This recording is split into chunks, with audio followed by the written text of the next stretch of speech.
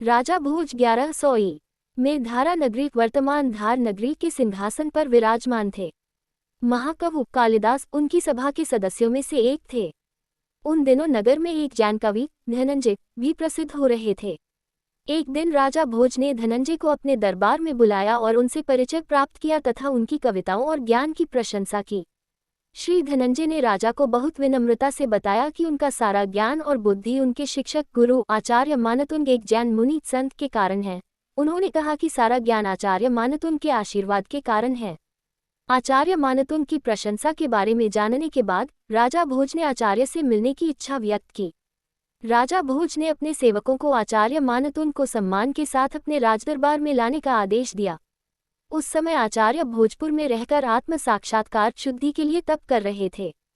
राजा भोज के सेवक वहां पहुंचे और उन्होंने आचार्य से बार बार प्रार्थना की कि वे उनके साथ धारा नगरी चलकर उनके राजा भोज से मिलें। लेकिन तपस्वी संतों को राजा या किसी अन्य व्यक्ति से मिलने का कोई उद्देश्य नहीं होता है। इसलिए आचार्य ने सेवकों को कोई उत्तर नहीं दिया और गहन तप या ध्यान में लीन हो गए। सेवक राजा के पास लौट आए और अपनी विफलता के बारे में बताया। राजा ने आचार्य की स्तुति की और उपस्थित श्रोताओं को कुछ धार्मिक उपदेश देने का अनुरोध किया, किंतु उस समय तक प्रतिकूल परिस्थितियां देखकर आचार्य ने मौन रहने का निर्णय लिया। अतः राजा की सारी प्रार्थनाएं और अनुरोध व्यर्थ हो गए। राजा क्रोधित हो गए और उन्होंने अपने सैनिकों को आदेश दिया कि आचार्य को कारागार में डाल दिया जाए। इस प्रकार आचार्य को कारागार में डाल दिया गया। कारागार में आचार्य मानतुंग ने भगवान आदिनाथ प्रथम तीर्थंकर की प्रार्थना आरंभ की और इस प्रकार उन्होंने संस्कृत भाषा में एक महान काव्य रचा 48 छंदों वाला भक्तामर स्तोत्र। ये जैनियों में अत्यंत लोकप्रिय स्तोत्र है, जिसका अनेक परिवारों में प्रतिदिन पाठ किया जाता है। ऐसा माना जाता है कि इस स्तोत्र के प्रत्येक छंद में मंत्र शक्ति समाहित है और यह स्वप्नों को साकार करने में सहायक है। भक्तामर स्तोत्र के प्रभाव से आचार्य मानतुंग स्वतः ही कारागार से बाहर आ गए।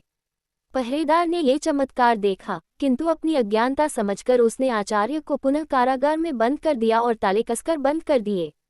किंतु कुछ देर बाद कारागार के ताले पुनः खुल गए और आचार्य पुनः स्वतंत्र हो गए। ये देखकर पहरेदार शीघ्र ही राजा के पास गया और उसे सारी घटना बताई। राजा वहां आए और उन्होंने सिपाहियों को आदेश दिया कि आचार्य को मजबूत जंजीरों से बांधकर 48 तालों वाले कारागार में बंद कर दिया जाए। आचार्य ने पुनः भक्तामर स्तोत्र का पाठ किया और जंजीरों सहित सभी 48 ताले टूट गए। आचार्य स्वतः ही कारागार से बाहर आ गए। ये चमत्कार देखकर राजा भोज आचार्य के चरणों में गिर पड़े और अपनी भूल के लिए बार बार क्षमा याचना की। इसके बाद आचार्य मानतुंग ने धारा नगरी में प्रवेश किया। मानतुंग के उपदेशों और तप के प्रभाव से अनेक लोगों ने जैन धर्म स्वीकार कर लिया।